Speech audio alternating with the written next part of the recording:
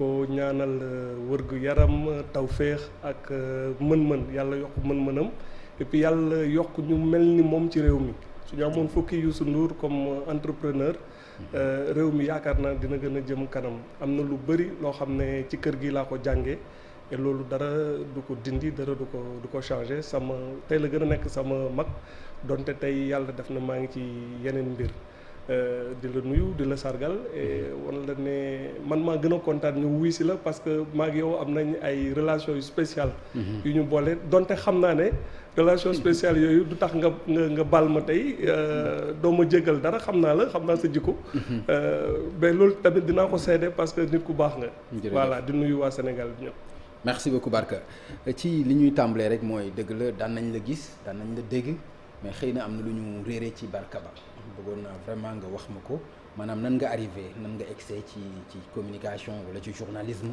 nan nga ci arrivé nan. Bon Pape c'est toujours très difficile de parler de soi man bëriwuma di wax sama bopp il serait très compliqué pour moi peut-être kersa la wala ci niñ ma yaree musuma sax nangu. non mais laajuma pour nga wax ma sa bopp. voilà non waxuma portrait. c'est-à-dire li ma bëgg a wax mooy parcours par exemple tey mën nga mu wax ci nii laa jaaree. ba accéder tey ci journalisme ci communication pour ma xam loolu laa wax quand même. waaw loolu c'est très facile à répondre. man maa ngi bind sama premier article à l'âge de 20 ans. 20 ans dans un journal qu'on appelle Le Témoin qui est toujours là. J'ai eu mon bac au lycée Limamoulaye en 95. J'ai été lauréat du concours général de philosophie en 95 aussi. Voilà bi ma demee fac première année déjà maa ngi doon pige di bind Témoin et li ma ko wax nii léegi dafa retaan sax je me rappelle un de mes premiers articles yu ma bind ci Youssou Ndour laa ko bindoon. Ah bon waaw. ban année pour te dire que près mu 95. 95 Youssou Ndour dafa defoon benn émission TGP. ak Babacar Diagne. mu nekkoon émission bu amoon solo temps yooyu noonu. mu bind ci benn article xaw a mel ni sax ku koy xaw a tooñaale tuuti di ko dal quoi c'était un papier d'humeur man ma tuddee ko un gigantesque coup de pub point d'interrogation. À 20 ans on n'est même pas conscient li ngay bind impact bi. un jour ma toog rek y avait Ibrahima Ndoye qui est actuellement conseiller à la présidence. mu daal di ñëw dugg ci journal bi ànd ak Adama Sow. c'était la première fois may gis Adama Sow rek mu Ibrahima Ndoye ne ko kii la bon bu ñu la waxee kii la dafa maa ngi xaw a tiit quoi ma nekk boy bu ndaw mu ne kii moo bind article bi mu ne ko woy kii moo ko bind mu ngi nii mu ne non c'est pas possible et cetera bon bref. article apparemment am na lu mu dérangé woon ci plan de communication ci Youssou Ndour et j'avais touché des trucs un peu compliqués donc man bi ma demee ba Youssou Ndour woo ma pour ma ñëw liggéeyal ko benn année après y a beaucoup de péripéties je suis passé par beaucoup d'étapes par beaucoup de journaux j'étais enseignant c'est le métier sax de mon cœur boo xam ne ba léegi maa ngi ko bëgg bu baax j'ai été prof à l'école normale j'ai fait Sciences Po à Saint-Louis voilà j'ai travaillé au Courrier International en France qui est un des plus grands hebdomadaires donc bëri naa ay jaar-jaar am na yeneen journaux yu bëri yu ma jaar ay Dakar Soir La Nouvelle bu ko Mamadou ak Aliou Ndiaye créé et cetera xoslu naa bu baax a baax dans la presse écrite jusqu'à ce que Youssou Ndour me repère indi ma nekk directeur de l'Observateur donc j'étais encore très très jeune man mosuma bind demande d'emploi groupe Futurs Médias xëy na yàlla moo def sama wërsëg mu nekkoon ci kër gi première fois d'ailleurs bu ñu may woo pour la petite histoire pour que ma ñëw liggéey fii dama doon dem en 2005 di dem France c'était la première fois ma nekk wàcc bees di jaar yoonu aéroport Djibi Ndiaye qui était à l'époque manager du groupe Futurs Médias mu ne ma boy Barka mu ne ma est-ce que yëg nga ne Thierno Talla démissionné na l'Observateur ah bon mu ne ma dañ la bëgg jël def la directeur de l'Observateur ça m'avait j'étais un peu tombé de haut parce que boobu xale laa FRE ma ne ko bon dama nekk di dem France xaaral su ma eggee ma yónnee la sama CV mu ne waaw dama soxla sa CV après ça ne s'est pas fait pour d'autres raisons après ils ont nommé quelqu'un d'autre ba ma toogaat beneen jour Youssou Ndour ci boppam woo ma ne man la bëgg nommer après le départ de Mamadou Wane loolu moo mu dugal ci kër gi ma def l'Observateur quelque temps Youssou woo ma tam sama loxo ne ma naa ñëw ma nekk ma liggéey comme mu jox ma information télé bi ma bañ. mu wax jëm kaw jëm suuf ma ne ko non man xaw ma télé affaire yooyu après y a eu quelques tensions yoo xam ne jarul nettali fii et cetera mais loolu fugg xale la woon. tension yu mel nan par exemple. daf ma woo. waaw c'est pas pour rien ma koy sargal di ko rendre hommage du par l'arbinisme kenn musuma dégg bu ma nekkee fii ma koy tagg wala ma koy lii maintenant que nos chemins se sont séparés su la nit defalee dara soo nekkee góor da nga koy reconnaître daf maa yeey ci benn mbir man daf ma woo ne ma naa ñëw mu jox ma lu mu gënoon fonk à l'époque sa télé ma bañ. ma démissionné sama jabar démissionné parce que ci manière beeg affaire yooyu j'étais une trop forte tête ma bañ quoi après mu yónni Mara Dieng kër ga Mara woo ma après Youssou bu ma ñëwee daf ma tëj ci kii bi ñu toog mu ñàngal dama yow xëñ na da jàng nga quoi mais dama la bëgg xamal benn affaire man fi ma demuloo fa li ma xamuloo ko et soo ma dégloo fi mu la bëgg yóbbu di nga xam ne su ma la waxee nga bàyyi l'observateur nga ñëw jël télé bi moo ma ëppal solo fuuf ci li ma bëgg def avec ou sans toi l'observateur dina dem mais télé bi et puis mu ne ma yow nga ñuy wax nga naan ma yow xamoo télé mu ne ma seetaan naa la émission Pulaar seetaan naa la benn ci Sidi Lamine Niass invité la 2 fois ci benn mois mu ne ma man du ma dof du ma am lu mel ni sama kër keneen di ma ci jiitu j'avais pas trop bien compris mais c'était une grosse claque après mu waxtaan ak samay mbokk am naa ay kilifa ñu ne ma mais yow waa ji insisté na la ne la da lay jox télé mais demal mais man je l'avais dit par honnêteté et par humilité parce que jànguma woon télé xëy na Youssou moom moo gis ci man benn affaire mu découvrir ko donc yàlla def lu muy def télé bi tàkk bu baax quand j'étais là et tu étais là bi ñuy def ay Pape Ngagne Soir 2011 télé bi yàlla def ci xéwal moi je me souviens pour man ci lu gën a taal télé bi bokk na ci la fusillade de Mermoz bu Barthélémy Diaz les événements du 23 juin comme on l'a vécu ici ci kër gi ñëpp dama ñëw nag fekk fi équipe ñëpp jàppale ma yàlla def affaire bi dox au-delà même de nos espérances Youssou di ma gën a confier ay charges ba mu am tamit ay périodes yoo xam ne daf ma jël mu écarté ma teg ma fële et loolu amoon na ci sañ-sañ parce que moom moo xam ay objectifs am ma nangu ko période yoo xam ne peut-être du écarté bu brutal parce que il y met la forme moi j'en ai profité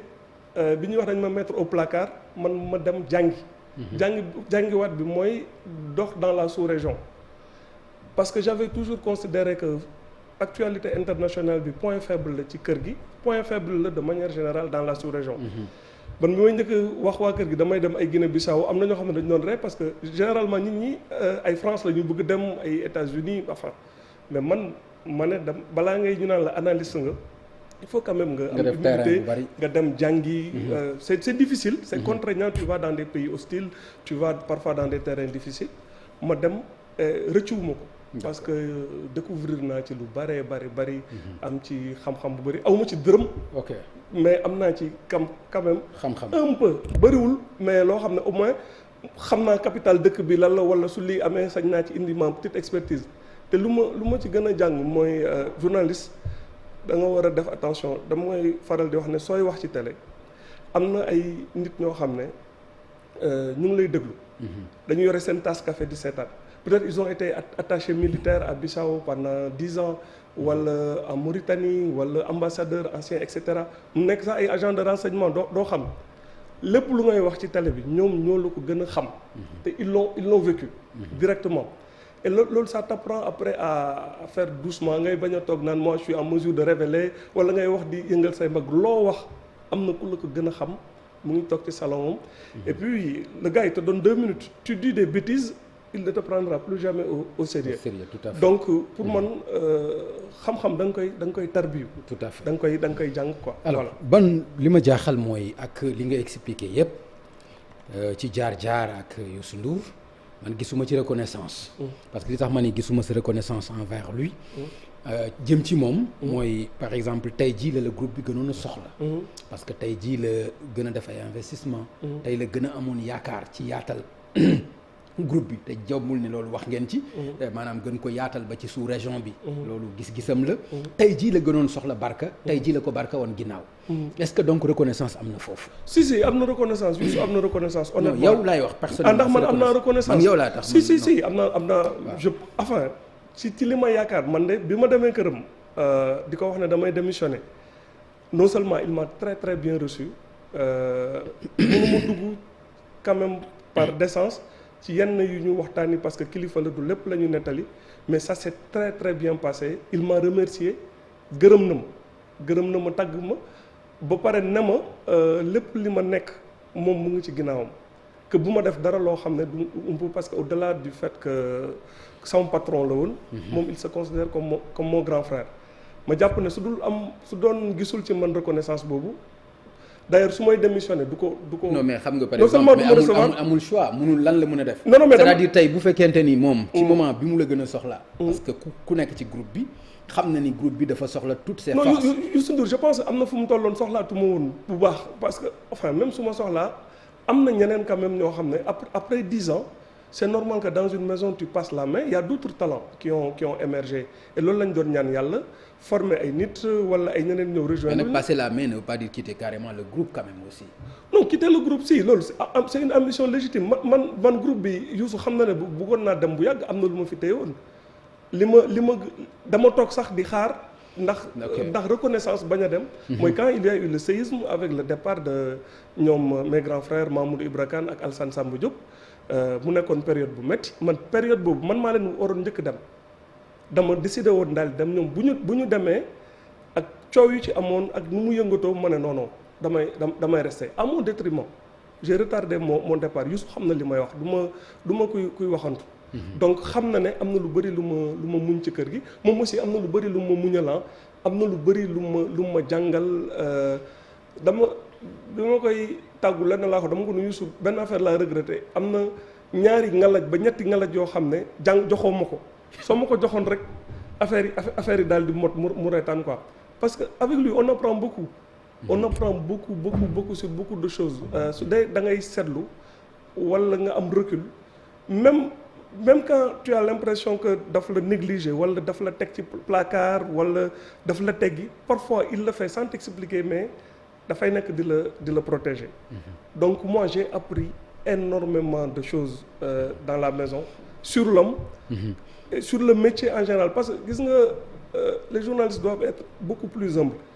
Une des choses qui m'ont frappé mooy bi ñuy wax kër gi dañu am ay scoop ay affaires yooyu je me suis rendu compte que Youssou Ndour machallah c'était un des hommes les mieux renseignés au monde waxuma la Sénégal de au monde yenn yi mënuma ci dugg parce que aussi on est astreint à yenn secret nu mu amee secret d'état noonu la amee secret professionnel mais man xam naa fu connexion Youssou Ndour toll ak li mu xam ñoo xam ne bàyyi la ci biir te du toog di ko bàqu xam naa ñan lay waxal ak ñan ñooy wax ak moom du ku ndaw du ku ndaw ci dara ci ay affaire c'est pas un homme ordinaire macha allah am na luy bëri lu ko yàlla defal man saxaluma tàngal mayuma miskit tout à fait musuma may dërëm musuma ñëw këram ñaan ko dara d'ailleurs pour l'anecdote sax man kër Youssou Ndour bi ma ko xamee yàggul këram yi du ma xam exactement kenn musuma gis may traîner côté Youssou Ndour kenn musuma gis may traîner sax ci ay couloir ay orchestre am ak ay affaires yu mel noonu parce que man maa créé distance boobu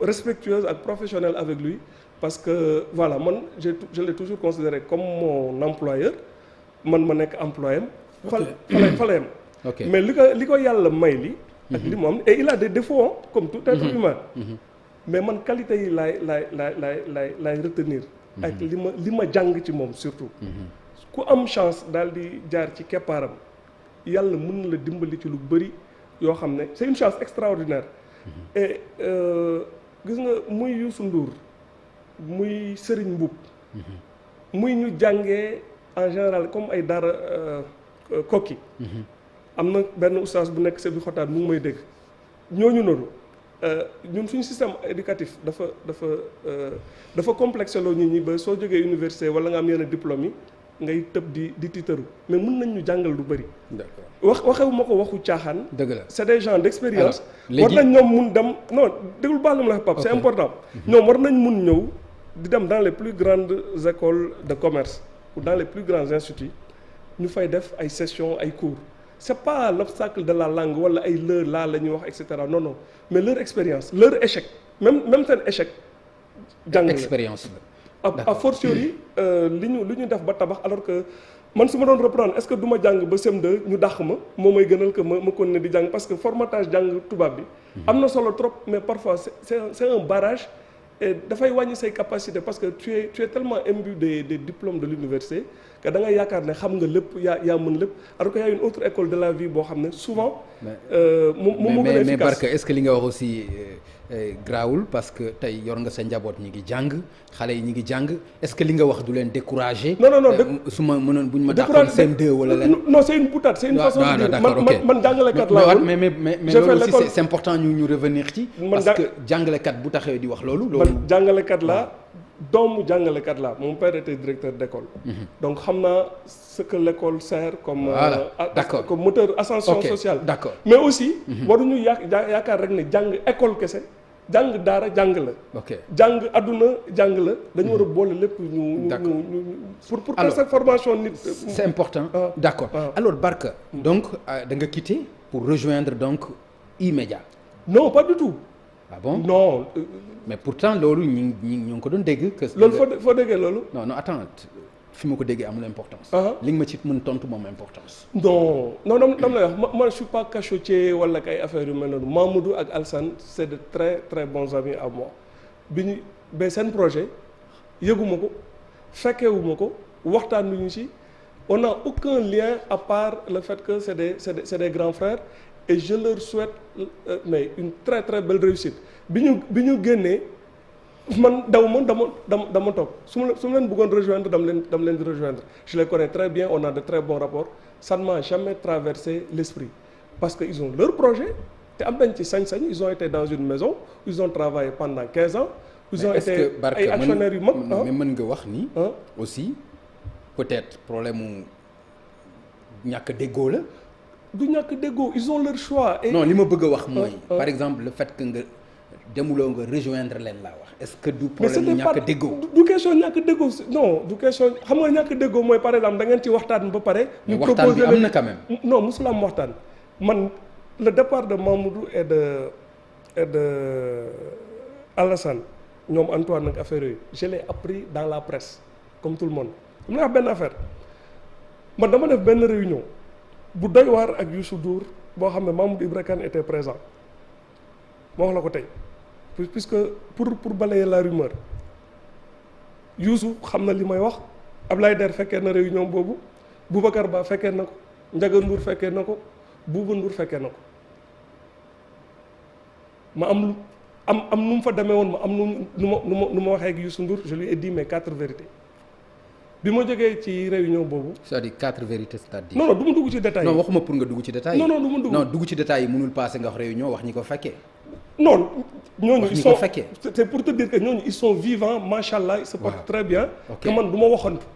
j'ai dit mes 4 vérités boobu jour boobu à Youssou Ndour les yeux dans les yeux li ma ci fekk ma ci boobu lañ ma teggi comme directeur de l'information bi ñu ma ko teggee laa woo Mamadou Ibra Kane ma ne ko man on ne me met plus à la disposition du groupe je démissionne Mamadou ne ma bul démissionner toogal je t'en prie xaaral s'il te plaît calme ma nangu parce que DG la c'est un grand frère j'ai du respect pour lui bi ma toogee mais après moins de 2 mois moom mu démissionné moom mu dem te am na ci sañ-sañ moom peut-être bi ma koy wax am na raison bu tax mu wax ma ko am na lu ma xam lu mu xamul woon pour te dire Pape Ngagne loolu après loolu mu téye ma ci kër gi je pouvais pas je me suis senti comme responsable que nos plus grands cadres ñu ngi dem ak nu ñu demee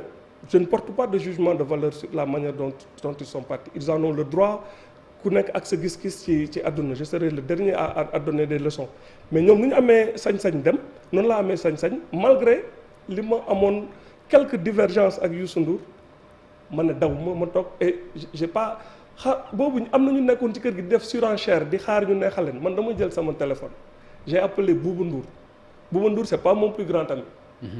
Pourquoi?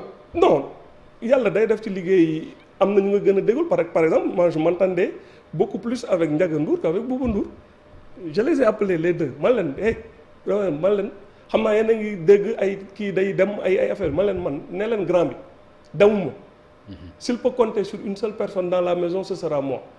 Je me suis pas contenté de ça, j'ai écrit, j'ai fait des am lu ma ko yónnee pour wax nan la ñuy def ba kër gi gars yi arrêter l'hémorragie. Won ko mon engagement et ma disponibilité, et pourtant on avait des divergences et je voulais attendre que vague boobu jàll ba kër gi stable ba ñu amaat ay cadres ñeneen ñëw, mais après boobu man ma daal di dem ci anam yu gën a rafet. Et je pense que je l'ai fait jusqu'au bout, et su ma juumul sauf erreur je suis la seule personne dans le groupe bu démissionné. ñu bindu ko dans l'observateur, on a annoncé moi ma lettre de démission maa Youssou Ndour ñoo ko bindandoo, mais honneur ak teranga mënul raw loolu. ñëw proposer sa patron ne ko dama noo ko bëggee noonu laa koy defee pour tàggoo bi nu mu gën a rafetee, parce que bëgguñu woon aussi bien moom Youssou que man am lu dox suñu diggante nit ñi di interpréter wala ñu foog ne j'ai claqué la porte alors que du dara. Man maa def 10 ans. nekk magum jëmm. J'ai eu envie de changer d'air, et Youssou c'est un artiste. Il m'a sorti une très belle formule mu ne ma man artiste laa xam nga dama toog ma annoncé pause jàppal na yow aussi li ngay def ci sa carrière pause nga, parce que nit am nga fi ngay toll da nga soxla sa bopp. Et puis c'était vrai, moi j'ai sillonné la sous-région. Je commence à avoir un peu d'expertise. Mun naa ci dund di ci sant yàlla. Fekk soxlawuma nekk dans un groupe maa ngi sant yàlla daal bu baax. D'accord waaw. Alors yaa ngi sant yàlla, mais c'est important am nga projet. Projet bi dafa am ñu nekk ci ginnaaw. Wala mais Pape, est-ce que tu peux imaginer que quelqu'un def projet fekk amul ku nekk ci ginnaaw. Maintenant je peux comprendre li nga wax, su dee nekk ci ginnaaw mooy da nga yaakaar ne un politicien wala ak affaire yooyu, je te le dis les yeux dans les yeux, aucun homme politique ñamewul man, c'est-à-dire que kenn yabuma sax man bay ñëw. non mais loolu du yàpp aussi business la bu ko non bul yóbbu yëf yi foo xam ne. non c'est-à-dire boo bëggee wax yàpp un financier par exemple. voilà un financier. non un financier que mu nekk politique. que mu loolu nekk moo tax ma ne un financier daal di ñëw. waaw ne daf ma bëgg financer. mais c'est-à-dire boo bëggee wax kenn yabuma. mais loolu. non ci homme politique yi laa lay wax mais nga baal ma mais dafa xaw a arrogant. parce que boo nee par exemple non si. ci homme politique. non man même ci. non parce que damay jàpp ne homme politique. waaw à partir du moment où tu dis homme politique man dinaa nangu un homme politique par définition mu ñëw ne daf lay financer, mais loolu mooy dafa ñëw pour tënk la, pour wan la le projet est mort-né. Loolu moo tax mu wax la loolu. Un homme politique boo xam ne il a un ban définition nga jox homme politique ban Barka. may bi nga ko jox. non man jox non Barka, c'est-à-dire non xoolal. yow gën arrogance dans la réponse. non gënal lu sut ci réponse bi. C'est-à-dire pourquoi nga bëgg a jël caricature boobu teg ko ci homme politique bi. waaw parce que par définition. et le contexte sénégalais quelle définition par définition mais quelle définition Barka. waaw soo xaaree après me répondre la. ok waaw. par définition. waaw.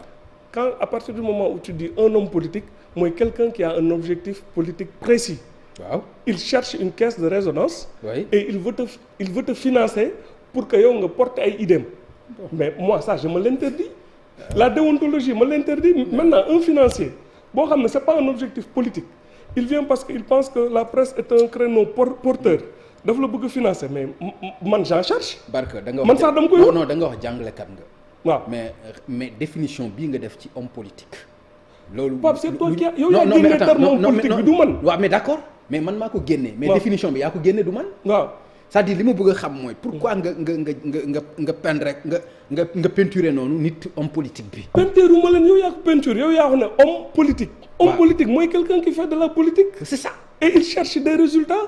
Il va te financer pour que yow nga porter son projet dans ce Sénégal là. D'abord le projet est mort-né. kon da nga jàpp ni amul différence entre homme politique ak homme politicien. nga ne le politicien. su fekkee pour financer un projet de journal la. waaw. Mais un homme politique c'est pas un philanthrope, c'est pas un mécène, c'est pas un gars boo xam ne dafa la gis mu bëgg la ndax yàlla tax dafa am un objectif politique. Et donc à partir du moment où ton projet est identifié comme étant porté par un homme politique, c'est pas la peine que ngay def projet boobu. Tous ceux qui l'ont fait ont fini par fermer boutique. Donc loolu moo tax ma ne la du arrogance dama ne man. waaw ci li ma xalaat respect bi ma jox sama bopp amul homme politique bu ma ñemee ñëw woo naan ma kaay ma financer la pour ngay xool fii ak affaire yooyu non sinon je serais resté dans le groupe Futurs Médias. d'accord léegi mais kon yaa ngi flirter ak un financier koo xam ni peut-être nekkul homme politique. xam man ban financier laa am actuellement nii. waaw non. sama soxna mooy sama financier. salaire am la ñuy dundee leneen ni c'est des consultants maa ngi ciy sant yàlla di ko sant di ko gërëm loolu la ñuy dundee mais je pense que j'ai suffisamment capitalisé dans le pays. de relations que des gens peut-être qui croient en moi non que des gens dama ne que des gens qui croient en ma petite personne peuvent penser que je peux porter un projet et ñooñu mun naa waxtaan ak ñoom s'ils me proposent des choses intéressantes mais banco wala problème. ok ban genre de projet. non c'est un peu difficile quand même pas publiquement toog naan lii mooy sama projet. voilà non mënu noonu depuis bi nga xamee ni aussi bu fekkente ni au moins def nga sa démission mais xam nga ni grand am na loo teg ba pare démissionné wuloo pour. non tegaguma dara am na lu ma bëgg teg. waaw maa ngi ci tànk yi. maa ngi koy mais lu mel nan par exemple. mais ci média la. mais bien sûr mais loo xam ne bientôt bu soobee yàlla dinañ ko gis. loolu laa bëgg a dégg yàlla defee kii waaw mais c'est ça. mais xam nga aussi c'est pas dans un lieu public ngay toog nga naan lii laa bëgg a def affaire ce n'est ni par superstition ni par cachotterie mais projet soo koy mënee da nga koy def ndànk yàlla dimbali la ci ba nga jotti maa ngi ci quoi maa ngi kërti maa ngi jóg di daanu di taaba pour jot ci et di jéem a appliquer leçon. projet bind nga ko ba pare. yàgg na. business plan bi pare na bu yàgg. c'est dans ma tête depuis longtemps. financement bi fan la toll. Pape j'essaie d'apprendre li ma jàng ci Youssou Ndour maa ngi koy loolu lay jéem a appliquer. c'est-à-dire. mooy gëm sa bopp. jéem a ñafe commencer di tabax dara par ndànk-ndànk ngay jóg di daanu ba affaire bi lii loolu mooy leçon fondamentale bu ma jàngee ci Youssou ak persévérance. Le truc qui m'a le plus marqué ici ci capacité persévérance Youssou Ndour c'est l'émission Yeewu Leen de loin man musuma coordonné Yeewu Leen musuma ci liggéey et cetera mais dama gis Youssou bi nu mu sonnee pour imposer Yeewu Leen. Yeewu Leen a eu plus de 5 ou 6 animateurs. N'importe quel autre manager man bi ma xam ci àdduna nu ci Youssou doon sonnee il aurait enlevé Yeewu Leen de la grille des programmes. mais daf ci sonn di fi ñëw ay 5 heures du matin essayer lii jaxase lii kërti ba ça a donné ce que ça a donné. tout à fait j'ai admiré ça parce que dafa persévérant. donc man dama jàpp ne muy Mamadou Ibra Kane muy Alassane muy man même muy yow ñun ñëpp suñu defee yenn période ci kër gi njukkal bu ñu mën a delloo Youssou Ndour mooy ñu mën a dem porter suñu projet dem def leneen. avec la persévérance et avec la manière et j'espère que Pape émission bi on était censé parler de la sous-région mais je vois que tu m'as complètement piégé. non man c'était pas ça l'accord mais bon. Barka je sais pas si on trouvera le temps de parler des choses plus parce que moi je suis pas intéressant Pape. d'accord alors ce qui est intéressant c'est la sous-région ak yeneen affaires yi. d'accord Barka yow yaa jàpp loolu rek mais je pense que ci li ñu waxtaane tey. bari na ci loo xam ni muy man sax jàng naa si lu bëri. wax fa dëgg yàlla waxuma la nag ñeneen ñi nga xam ne ñu ngi seetaan. donc certes am nañ objectif amoon nañu suñu conducteur dëgg la waaye nag mënuñu jekki-jekki rek tëb dal ci loolu c'est d'autant plus que quitté nga groupe bi d'autant plus que nit ñi aussi jombul bëgg nañu xam pourquoi nga quitté ko raison yi bëgg nañu xam aussi ndax am nga objectif loolu yëpp bokk na ci li nga xam ni vraiment sama taxawaay la en tant que journaliste ñu faram fàcce ko da nga baax rek Pape alors kon ñu daal di dem ci li nga xam ni moom nga wax c'est important Barka gis nga actualité politique bi notamment li nga xam ni moom moo jot a xew fële ca Ziguinchor dégg nga fa violence bu ñuy tudd ñi ànd ak Ousmane Sonko ak ñi ànd ak Doudou Ka ci ay ëllëgu yoo xam ne ñu ngi xaar ay élections locales ñu jëm ca mais ak ci zone bi nga xam ni foofu la xewee muy Casamance bi nga ko gisee lan nga ci tiré comme enseignement bon ñaawlu ko comme ñëpp ñu ko ñëpp ñaawluwee parce que violence moom condamné rek lañ ci mën quel que soit boor bu mu jógee quel que soit le prétexte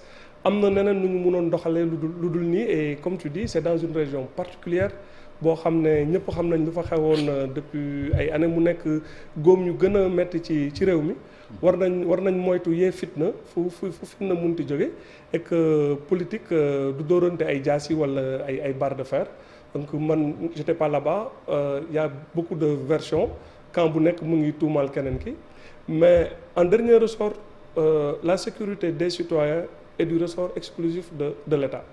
Il y a que l'État qui doit exercer le monopole de la violence. mais kon da ngay jox dëgg peut-être sorti Ousmane Sonko bi mu jàpp ni. police dafa seetaan non bul jàppee ne dama non waxuma xaw ma ndax police dafa seetaan. non ndax da ngay man je parle sur le principe. waaw dama ne.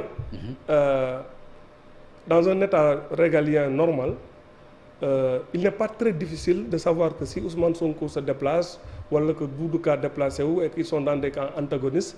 Il peut y avoir de la tension et de l'électricité dans l'air. Il faut prévenir, anticiper et essayer le plus possible d'encadrer genre manifestation yooyu.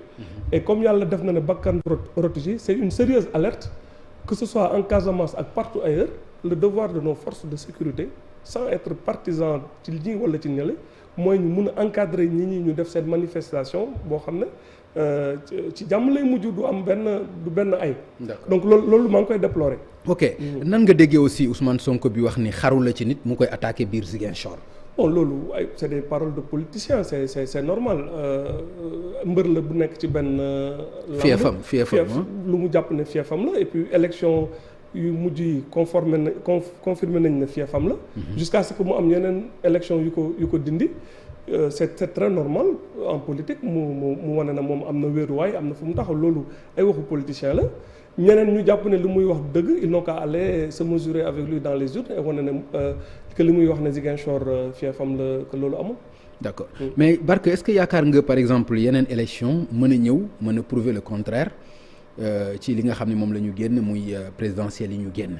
muy dernier baromètre bi pour moom Ousmane Sonko jàpp nga ni muy local wala législative yi mën na ñëw indi le contraire ndax jàpp nga ni recomposition bi am ak yeneen mën na jur leneen pour yow. mais absolument Pape xam nga politique il faut être très très prudent et ne pas être péremptoire pour di livre joxe ay analyses yu gaaw da ngay xool ce qui est en train de se passer en France. Donc ils ont en matière de prévision, de statistiques, de sondage, ils ont des instruments extrêmement sophistiqués. Il y a 1 an, 2 ans, c'était plié pour presque tous les commentateurs avec quasi-totalité instituts de sondage qu'il y aura un deuxième tour entre Macron et Marine Le Pen. Personne n'a vu émerger le phénomène Zemmour ouais. Qui est en train de complètement bouleverser la donne politique. Humilité boobu su dee français yi ñoo mën a trompé wu ci ay seen analyse a fortiori ñun mi nga xam ne sondage yi ak quelques exceptions près nekk gu fi culture bu sax pour des raisons historiques évidentes c'est difficile de prévoir wala d'être catégorique naan kii mooy gagné wala kii du gagné wala xamuñu parce que la politique est un peu imprévisible parfois elle peut être un peu prévisible am na ñu nga mën yaakaar ne ñii. mën nañ jàll dama bëgg ñu am ci lu ñu sukkandiku. loolu aussi mën nañ ci sukkandiku jombul. par exemple Ousmane Sonko. après les élections présidentielles n'a rien à voir peut-être ak Ousmane Sonko avant les élections. parce que Ousmane Sonko après les présidentielles. ci la ñu dégg li nga xam ne moo xew ci digganteem ak Adji Sarr. ci la ñu dégg itam. coalition bi nga xam ni créé na ko ñuy dégg ñoo xam ni waxul woon seen wax tey muy wax seen wax est-ce que loolu mënu ko porter préjudice. mais il s'est passé beaucoup de choses avec Ousmane Sonko autant il a été une très très belle attraction ci dernière présidentielle bi mu def score bu mu def autant il s'est passé le séisme qu'il y a eu d'abord avec l'affaire de Sweet Beauty et après tout ce qui s'en est suivi d'événements malheureux les 14 morts etc. C'est normal que loolu bu impacter maintenant jusqu'à quel point ça va impacter loolu il faut être prudent ci urne yi rek la mun a xam nga perception ak réalité du benn mën nañ jàpp ne que affaire Adji Sarr bi am na lu mu wàññi ci dooleem wala ci dayoom mën nañ ko xalaat man personnellement am na ci li may sukkandiku di xool pour jàpp ne peut-être que ça a créé des dégâts à l'intérieur au-delà même de l'affaire Sweet Beauty am na ay recadrage yu waa Pastef nekk di def seen yenn type de militants yi di leen artu wala di wax ne ñii représenté wuñu Pastef mu ngi lay wan ne am na peut-être lu ñu ay correct lu ñu sentir ñoom seen biir mu ngi leen di porter préjudice soit par leurs propres erreurs soit parce que leurs adversaires sont parvenus à les diaboliser et ils ont réussi cet objectif-là am na quand même ay instruments yi nga mën a wax ne que ce n'est pas tout à fait le même parti qui ne craignait rien, qui était conquérant. Il y a eu une sorte de coup d'arrêt.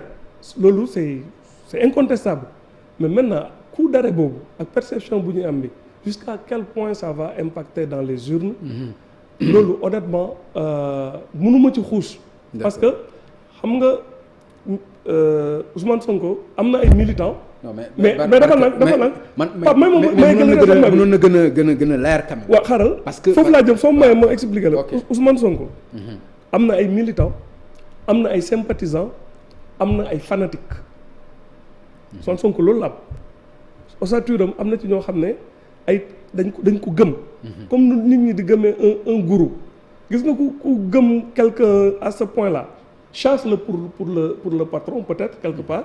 Parce que ñooñu noonu tu auras beau tirer plus tu tireras même sur le bonhomme plus ils s'accrocheront et ils se victimiseront avec vous ñooñu kenn mënul changer seen perception.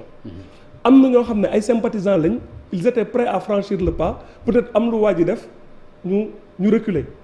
am ñoo xam ne ay militants de base lañ rek mën nañ ànd ak lu parti bi wax ñu ànd ci comme mën nañ transhumer wala ñu changer. loolu noonu tant que amoo ay outils yu leer. non mais Barka aussi man xaar naa si yow vraiment lu gën a clair. lu gën a courageux lu gën a leer ci li ma la laaj. Pape c'est pas une question de non mais man courage. xaar naa si yow lu gën a leer. mais lu gën a leer ci ban. lan nga bëgg lu gën a leer lii.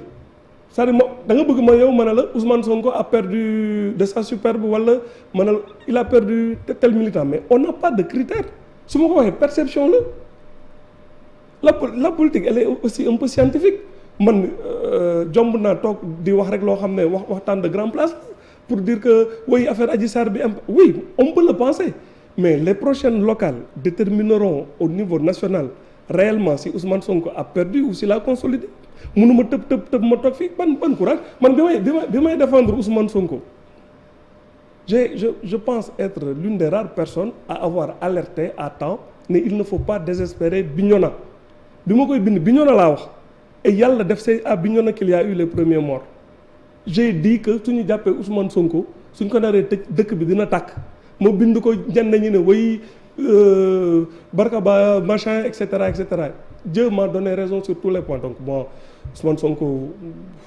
muy Macky Sall Ousmane Sonko ce que j'ai à dire je l'ai toujours dit et je l'ai assumé. Pendant les événements du 6 mars, il n'y avait pas beaucoup de gens qui osaient aller à la télévision ñëw wax Macky Sall li ma wax Macky Sall donc voilà mais sauf que lépp lu may wax man dama koy teg sur des faits mënuma tëb nii rek pour te faire plaisir. non mais non ça non wala pour faire plaisir non dama ay affaire de courage. waaw non attends. c'est toi qui as parlé de courage. Ouais, mais c'est normal. Wow. Parce que man aussi vraiment dama doon xaar lu gën a tranchant ci sa analyse. xalaatuma non attends parce que man. soo ma posé question bu leer loo xam ne dama la mën naa wax lu plus que tranchant. mais être tranchant et être prudent il faut choisir. prudence laa mënta comprendre aussi. non prudence c'est même un truc d'humilité Pape. Un analyste politique tu n'es pas un devin les faits peuvent te démentir mun naa toog ma jàpp benn perception ma ne l'affaire mais nag aussi day yomb aussi bu fekkente ni par exemple prudence boobu mais loolu ñëpp ko mën a def. c'est-à-dire li def sa différence ak ñeneen ñi nga xam ne ñoo toog di la seetaan. waaw mooy franchement. nga génn ci prudence boobu. wax leen loo xam ni lu ñu mën a dégg la lu dul ay gants quand même sol say gants bëgg wax ak ñoom. je vois pas ici où sont les gants je porte pas de gants j'ai donné mon opinion sur la base de question bi ma wax perception bi mën nañ xalaat ne le cas de Sweet Beauty ça a impacté sur l'image de Ousmane Sonko. mais loolu la ñëpp xam. Barka loolu ñëpp xam nañ ko. mais dama ne jusqu'à quel point loolu laa nekk di la essayer expliquer.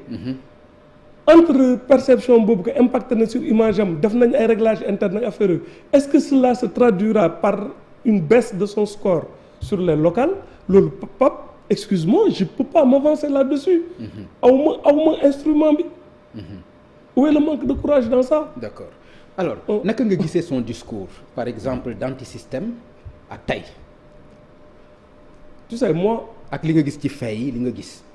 Tu sais moi les affaires d'antisystème d'abord pour nga mën a wax ay discours antisystème il faut définir ce que c'est un système.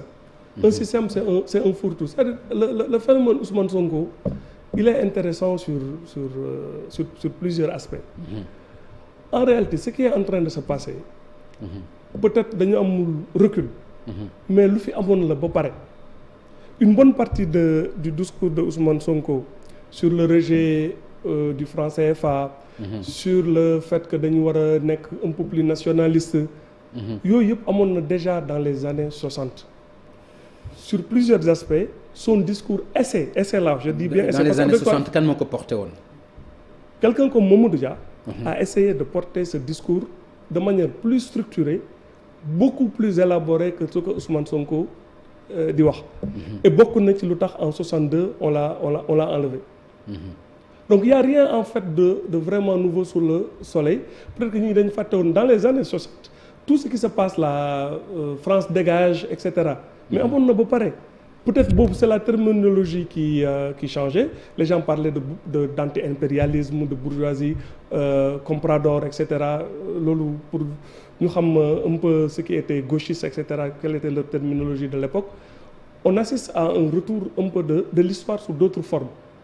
Donc sous ce rapport-là, peut-être qu'il incarne une nouvelle nouveauté avec son discours tranchant. Il a profité d'un vide mu daal di ñëw di ko def.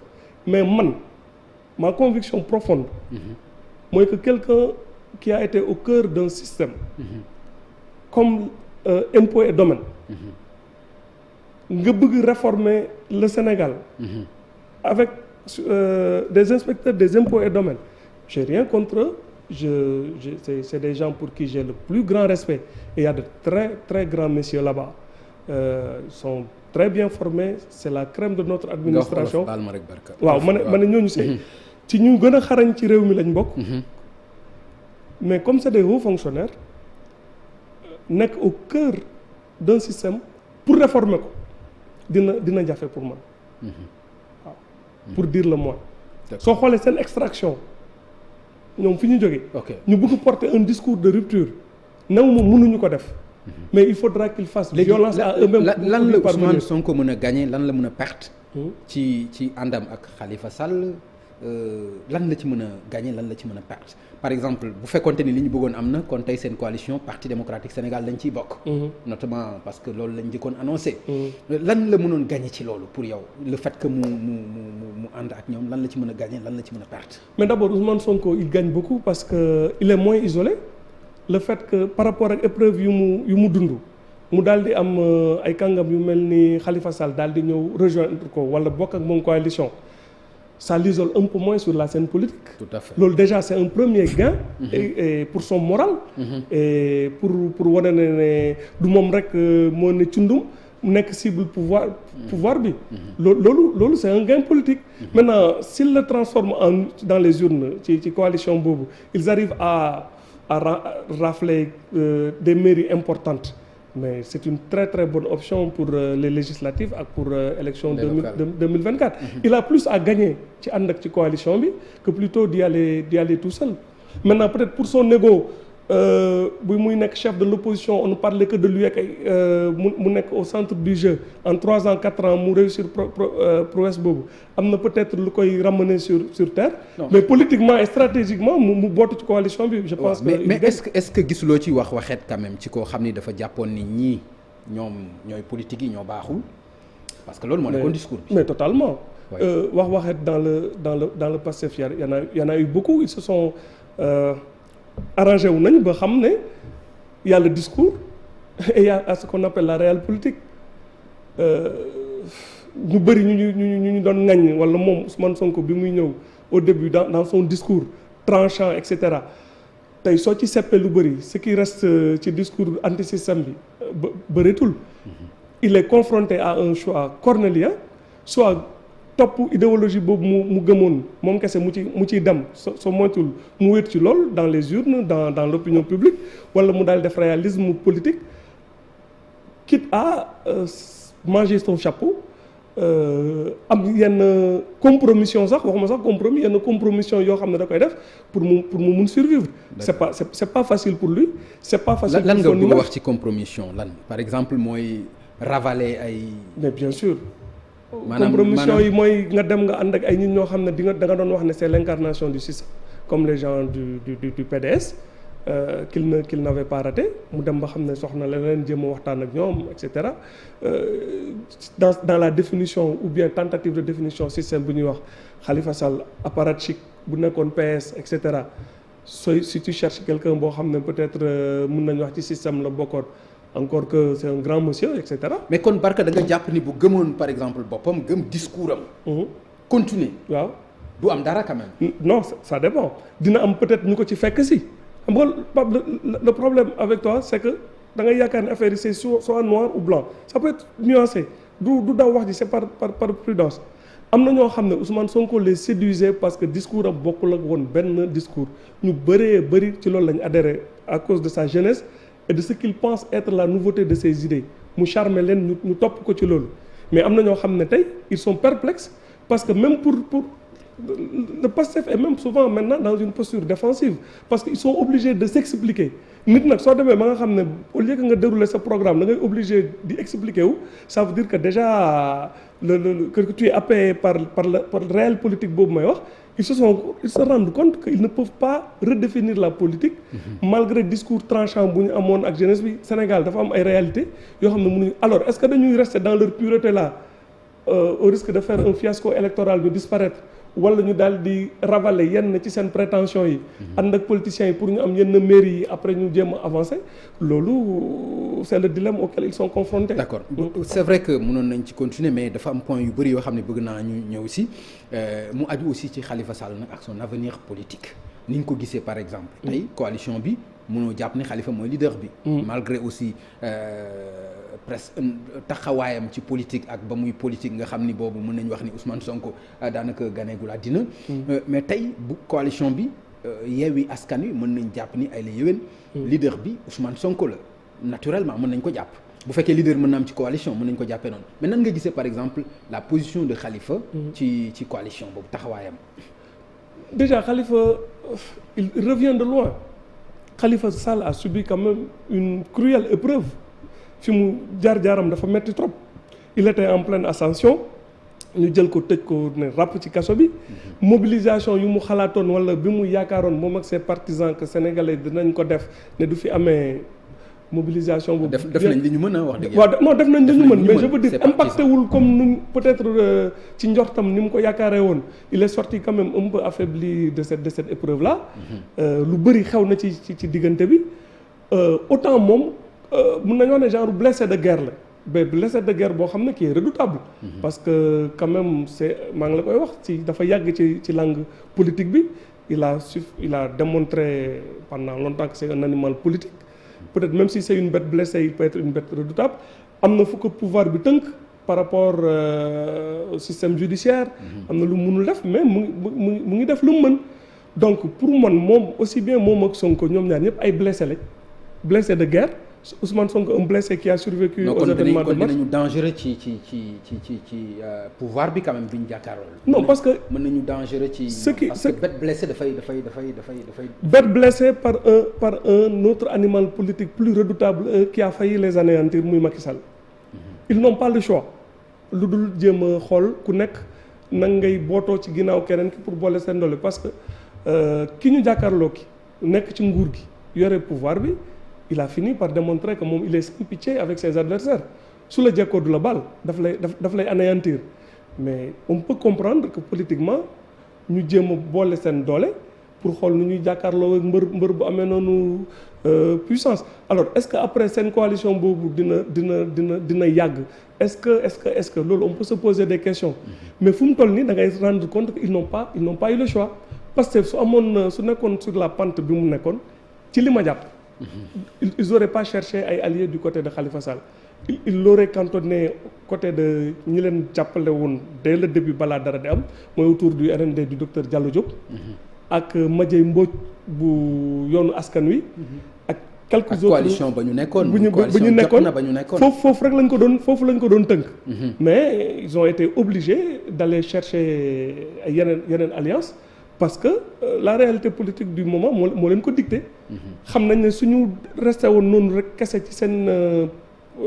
coalition bu njëkk bi ak tout ce qui s'est passé ñu duggoon ci coalition bi après coalition jot na et cetera il y a eu trop de remous le PASTEF a été obligé de s'inscrire à l'école du réalisme politique. d'accord mënuñu bañ a wax ci coalition bi lu te tudduñu Bougane nga xam ni déggoon nañu ko ci gis nga ni mu génnee gis nga coalition bi mu créé encore moom ban avenir nga gisal coalition ak moom personnellement. Bougane j'ai pas beaucoup de commentaires à faire sur moom lu dul peut-être que am na ay modèles yu mu gis yaakaar na ne comme ni wax moom dafa gëm boppam bëgg na def politique. Côté boobu dam ci prudent un peu parce que dafa am phénomène bu may gis boo xam ne journaliste la c'est un confrère donte miinuma ko bu baax j'observe li ma xam mooy sooy lancé wu ci politique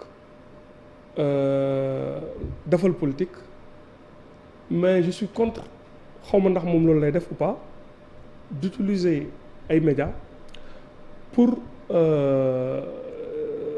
essayer ko instrumentaliser et je le dis de la manière la plus honnête parce que nekkoon naa ci kër boo xam ne patron bi il avait voulu se lancer dans la politique muy Youssou Ndour sauf que Youssou Ndour yow tu le sais man je le sais Youssou Ndour ña musul xelam xalaatul woon mu ñëw mu naan ñu génne leen lii wala bu leen génne lii traitement bu mu fi amoon traitement ñëpp la woon en 2011 2012 am na fi benn émission boo xam ne mi ngi ko doon def ak yow da nga rentré Youssou Ndour ba am ñu la mere ci kër gi bi ngay taxaw di poser Youssou Ndour question naan ko yow est-ce que sax mën nga nekk xaw ma lan ak le style biñ la xamee boobu maa ngi taxaw ci coulisses di seetaan donc Bougane il a le droit en tant qu'entrepreneur en tant que citoyen mais d'aspirer à la magistrature suprême nit ku nekk am nga ci sañ-sañ mais lu ma dul d'accord man wala loo xam ne boog pour man gënul mooy nga jël sa média utiliser ko wala nga nekk journaliste nga bëgg def politique tu utilises ta tribune parce que gis nga lu xew France c'est avec le phénomène Zemmour ça peut nous arriver il faut faire très attention avec les médias Zemmour c'est une surexposition médiatique pendant plus de 10 ans ci ay émissions télé Ruquier et cetera moom moo créé tey ce monstre là. Tout à fait. Zemmour est devenu un monstre. Et ñun aussi médias yi mën nañ créer ay monstres c'est pas le cas de Bougane. nekk gu ko. mais mën na créer yeneen Bougane wala yeneen journalistes on doit faire très attention pour ne pas mélanger. la politique ak les médias. non kon aussi doo d'accord ci li nga xam ni yaa ngi koy dégg par rapport ak moom ak impôt ba nga xam ni egg nañu ci di bloquer ay comptam loolu nga xam ni itam mi ngi jur ay jafe-jafe ci emploi yi nga xam ne ñoom ñoo fa nekk. loolu sama discours man du ci varier muy Bougane muy Youssou Ndour muy yow muy man ñun ñëpp a war a fay impôt et surtout nag soo nekkee nga yore ay médias wala affaire yooyu nga xam ne ci sa canal la nit ñi di jaar di attaquer di lii romains yi dañoo am pap benn kaddu dañ naan la femme de César doit être irréprochable jabaru buur dafa war a set wicc c'est aussi le cas pour ku yore ay médias ak affaire yooyu moi je suis pas pour que nga yore média parce que am nga doole ñu lay defal ay redressement ñu war a def redressement fiscal nga war a fay doo fay wala doo fay say employé li nga leen war a fay par contre su dee yaa ngi def li nga mën sérieux nga tu paies tes employés tu essaies de te conformer au fisc je serai le premier man à toog ci télé di dénoncer l'acharnement d'un État contre les médias parce que rey média mooy rey démocratie rey citoyenneté et il est totalement inacceptable que pour des questions de règlement de compte politique un pouvoir politique may ma terminer di dal ci kaw ay citoyens pour ay représailles su dee loolu lañ dalee le pouvoir dafa utiliser loolu pour dal ci kaw Bougane amu ci droit mais su dee Bougane il n'est pas en conformité avec le fisc il veut utiliser mbubboo affaire médias yi pour ñu defal ko amnistie amu ci yoon. d'accord voilà mënuñu ñu dem rapidement gis nga la régie ñi ngi ñuy wax li ñu dese ci temps te xam nga. am na loo xam ne non moi je pensais qu'on parlerait de Mali Guinée Burkina mais bon. non dinañ ci ñëw wala sinon ñu def ko. je ne vais pas me faire des amis mais bon. non je vous en prie baal ma alors wàllu askan bi dégg nga ci PDS dégg nga ci par exemple ñoom Mamadou Lamine Diallo dégg nga ci ñu bëri ñoom Abdoul Mbaye coalition boobu nan nga ko gisee. maa ngi observé di xool fu muy mujj Pape Abdoul Mbaye il était dans un regroupement avec ñoom Thierno Alassane Sall. léegi il a un peu rejoint la coalition du PDS xam nga mënoo ci am ay jugement catégorique parce que ku nekk ak sa choix la ay contraintes yu la tax nga daal di dem dañu nekk di wuti ce serait un peu méchant wala illogique pour man ma toog ma naan coalition boobu baaxul wala du dem par rapport ak question yu lu ma ci xool mooy maa ngi observé gisuma ci leneen lu particulier le PDS est un parti boo xam ne duré na ci système bi su dee ñu mujjee ñëw comme ay Ousmane Sonko mun nañ créer coalition asamak le PDS qui est quand même un des premiers partis d'opposition du pays am nañ sañ-sañ ne dañu regrouper ay personnalités autour de maintenant le problème de toutes les coalitions mooy est-ce que ce qui les définit en général du dañoo am benn noon wala un adversaire commun wala est-ce que du affaire daaree la ku nekk di jéem a nax keneen ki wala parce que ils ont un adversaire puissant ñuy bot man coalition yi gëwuma leen bu baax.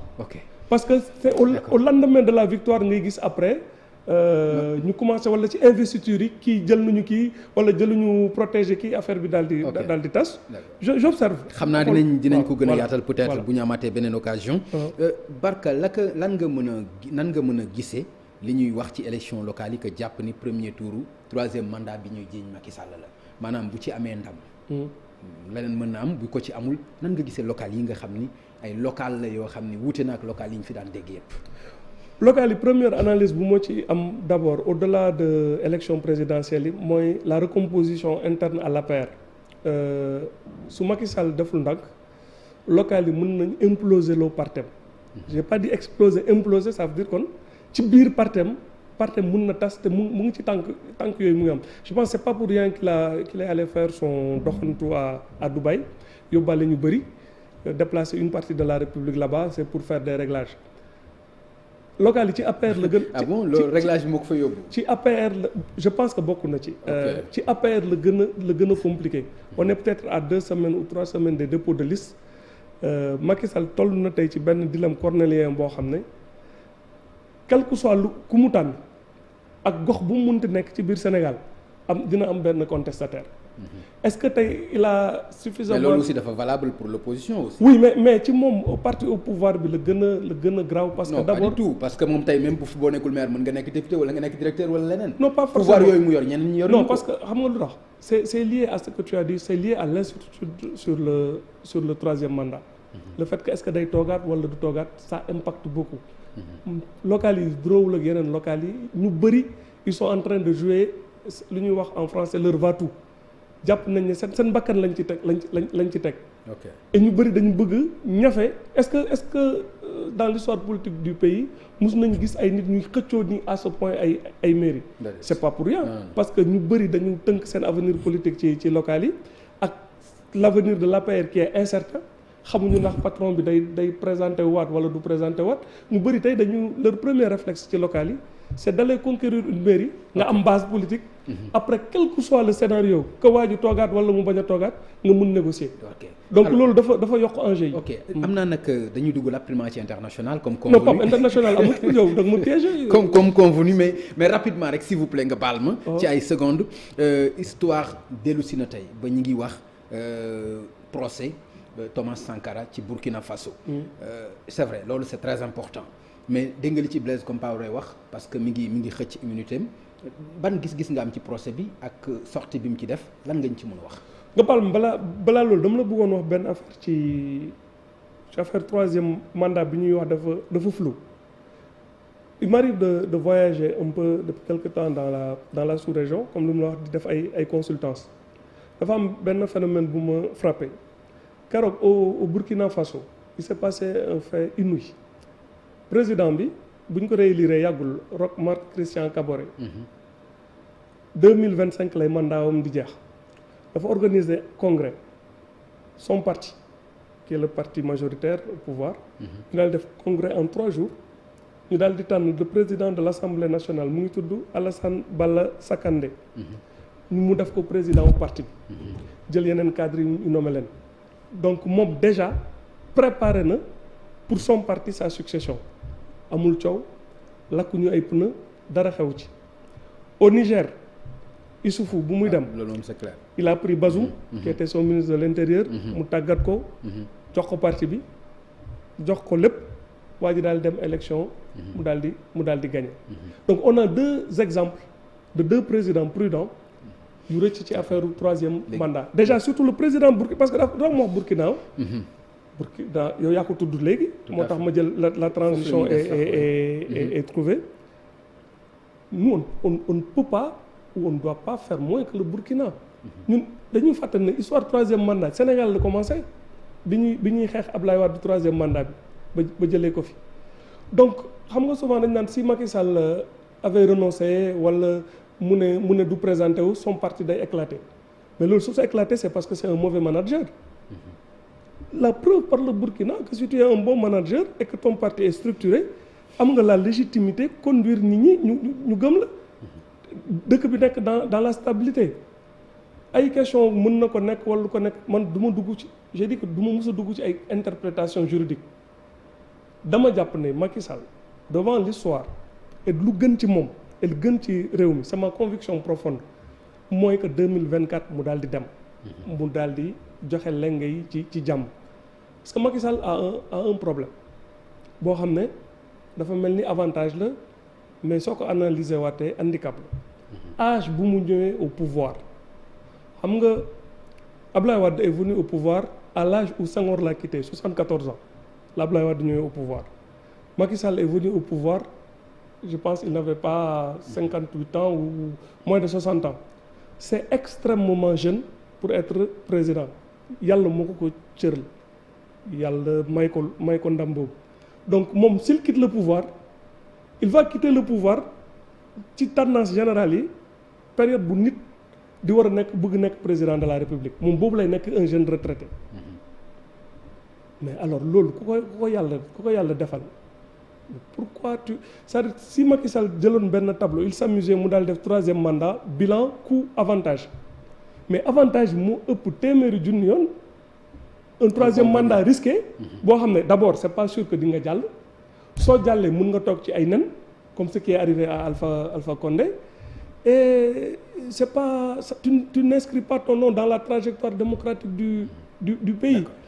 léegi nga baal ma rek ñu ñëw rapidement ci procès bi ñu annoncé bu Thomas Sankara ak sortie bi nga xam ni Blaise Compaoré def na ko ci di évoquer immunité oui le procès ñëpp a ngi koy xool di ko saytu parce que c'est l'histoire qui rattrape Blaise Compaoré loolu defe naa c'est évident moi j'ai eu la chance dem Burkina en 2015 c'était pour couvrir une élection yàlla def ma am fa ce que je considère comme étant man le reportage ou le film qui m'a le plus marqué dans ma vie mooy waxloo la famille biologique de Thomas Sankara. Tout à fait, ouais. Et c'était la première fois dans l'histoire que tous les membres de la famille yu nekkoon à ce moment à Ouagadougou ñu doog a témoigner et def des révélations inédites donc s'il y a quelque chose li ma marqué ci samay reportage loolu bokk na donc je connais un peu le sujet je sais la douleur de la famille de Sankara comment ils ont vécu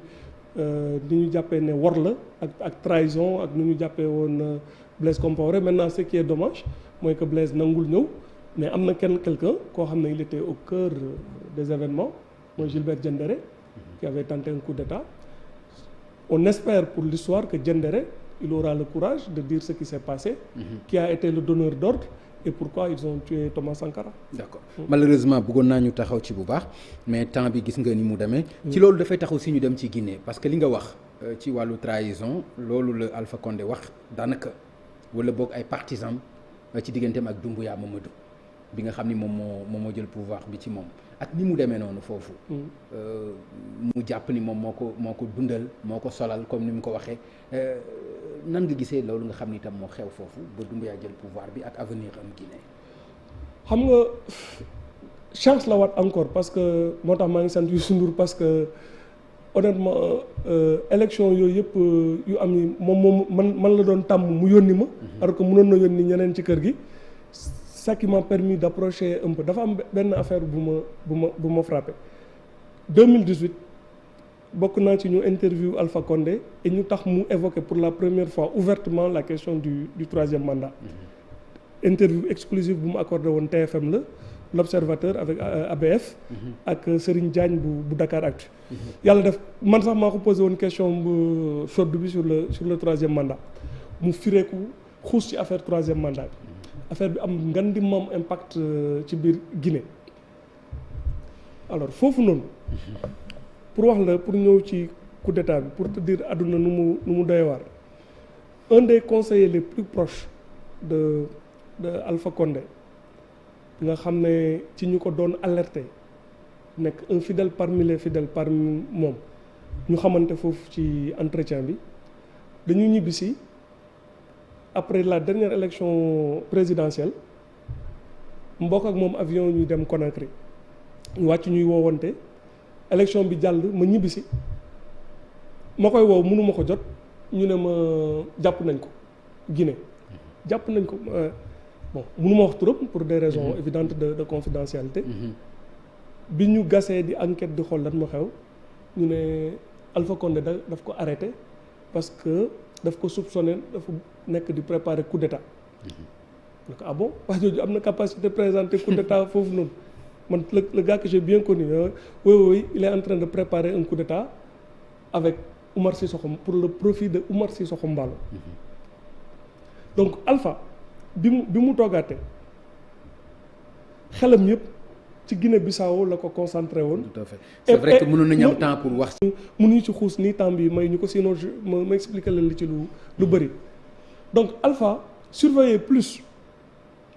Mballo. Mais quand je dis qu'il surveillait Mballo du Mballo la doon surveiller Mballo kese de il surveillait l'axe Mballo Dakar. Sénégal au point d'avoir dégarni sa défense biir Conakry alors que le danger venait ci biir Conakry donc gis nga yàlla li muy def moom il était on l'avait alerté ci dernier mois yi que Doumbouya n'est plus sûr et cetera ba mu jël délocaliser force spéciale yi génne leen Conakry commencé xool surtout son dernier ministre de la défense le docteur Diané il soupçonnait moom dafa doon chargé Doumbouya pour dire que Doumbouya dafa commencé sax ay laaf Doumbouya ñu ngi koy topp di ko def ay filature affaire am wóoratul au point que soo xoolee timing coup d'état bi Doumbouya dafa mel ni dafa précipité wu balaa ñu koy arrêté mu déclencher opération bi c'est ça la réalité. Oui, c'est ça la réalité parce que amoon na écho ci loolu quand même. voilà donc bien sûr que ni ñu ngi ci kawam. Alpha Condé n'était plus lucide depuis très très longtemps affaire troisième mandat bi dafa am ay nit ñoo xam ne ñoo doon wax ak moom et ñu ko gënoon jege ñi nga xam ne ñeme woon nañ ko xool ne ko hey te loolu gis nga un président ak kilifa ak koo mënta doon il faut nga am ku la naan hey wala ku la naan déedéet et loolu lañ gën a manqué ñoom seen entourage moom amoon na ko ci Babacar Touré dem ci yàlla Babacar Touré notre doyen ku ko jege woon la il a tout fait pour alerter ko mu bañ a def troisième mandat professeur Bathily wax na ko bind na ko il ne l'a pas écouté maître Boukounta Diallo ñëw na fi keroog di ko wax c'est vrai ils l'ont alerté tous ses amis sénégalais ak ñeneen ne woon nañ ko c'est le mandat de trop mu dëgër ci bopp et li xaw na il a fait une sortie peu honorable dans l'histoire boo xam ne kenn souhaité wu ko woon malheureusement mais dëgër bopp moo indi loolu malheureusement barka temps bi dab nañu dañuy dem direct cosaan xam nga bourde bi ak émission spéciale yi nga xam ne télévision Futurs Médias def na ko ni mu koy defee ci événement religieux yëpp daanaka programme bi soppeeku na depuis mën nañu wax plus de 2 semaines dañuy dem fekki li nga xam ne moom mooy émission spéciale bi nga xam ne dañ koy def tous les jours bëggoon naa vraiment ñu dem si taxaw ci Mali Gambie diggante Barrow ak Yaya Jammeh loolu doon na am solo trop ma bàyyi la vraiment nga tàggoo ak mbokk yi ma lay remercier bu baax di la wax ni man ma am fierté bu yaatu vraiment ci recevoir la xam sa capacité macha allah xam sa générosité itam xam ko bu baax a baax parce que dund naa ko ak yow donc man aussi plaisir la woon pour me recevoir la ci émission Faram Facce Pape man maa la gën a kontaan et puis maa ngi lay remercier bien que tey da nga maa patami da nga maa dóor ay crochet ba ma gëlëm parce que xalaatuma woon li man je pensais que Guinée la ñuy wax Mali mais c'est un plaisir de partager avec toi maa ngi lay gën a encourager di la gën a ñaax te nga nekk ci kàngam ci kër gi émission bi mu nekk émission yu ñu gën a fier ci lu mu produire fii ci man li ma gis di nuyu téléspectateurs yëpp di ñaanal réew mi jàmm di ci ñaan tawféex et que yàlla musal ñu ci surtout ci violence yàlla may ñu stabilité. soo génnee tuuti ci sous-région bi nga daal di gis yenn fitna yi nga gis dëkk nu muy yëngatoo ak lu ko mën yàq ak surtout contexte bu ñu nekk général dans le Sahel. Tous les acteurs politiques dañu war a dal. dañu war a jiital intérêt réew mi au-delà des intérêts égoïstes. nañu compétir na ku nekk samp ndëndëm mais nañu préserver ce qui est essentiel mooy jàmm réew mi. merci beaucoup jërëjëf Barka Ba jërëjëf Vieux Diouf ak ñëpp ñi nga xam ne ñoom la àndal ci régie bi ñu leen di jox beneen daje incha allah àllarba bële di ñëw bu ci